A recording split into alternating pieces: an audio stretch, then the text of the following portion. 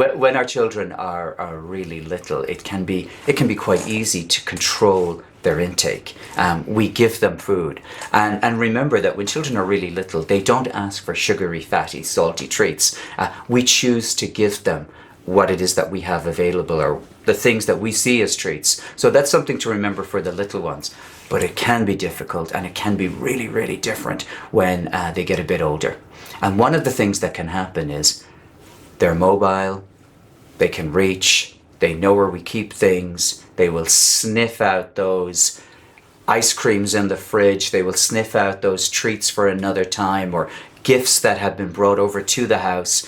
And something that you can use is called directed discussion. So directed discussion is a really simple kind of non-conflict way to approach impulse eating. So it could be sitting your child down and talking about what the problem is. The problem may be, Sarah, you have a tendency to go to the presses and take what you want. And dinner's coming up in an hour, or we've already had a treat. Or Sean, you go to the freezer and you take ice creams without asking. So why is that a problem? Have a little discussion about why it's a problem. It's you're not managing your sugar intake.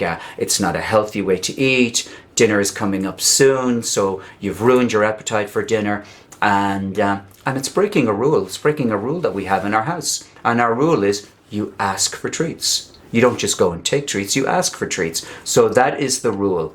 So the next time you go and take treats without asking, I'm going to remind you of the rule. So will you remember what the rule is? And then he'll say back to you the rule. Yeah, the rule is I'm supposed to ask for treats. And then I'll ask you to undo what you did and to do it the right way. And so what would the right way to be? I should ask if I can have a chalk ice. I should ask if I can have crisps. Yeah, that would be the right way to do it. And what will I say? Well, you always say no. And I say, well, do I really always say no? I say no when it's not a good idea. You've already had a treat, or we're going to have dinner soon.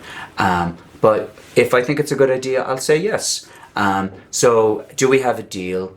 It's a rule. We put that in place, and every parent knows that that sounds like a lovely way to do things, but will it work? So the next time, Sean or Sarah heads off to treat themselves, if you catch them, because I know sometimes we don't catch them, but if you catch them, you say, Sarah, you're going to the cupboards without asking me. So what's the rule about that? And Sarah says the rule back, okay, ma'am, the rule is I'm supposed to ask. And say, yeah, so could you show me?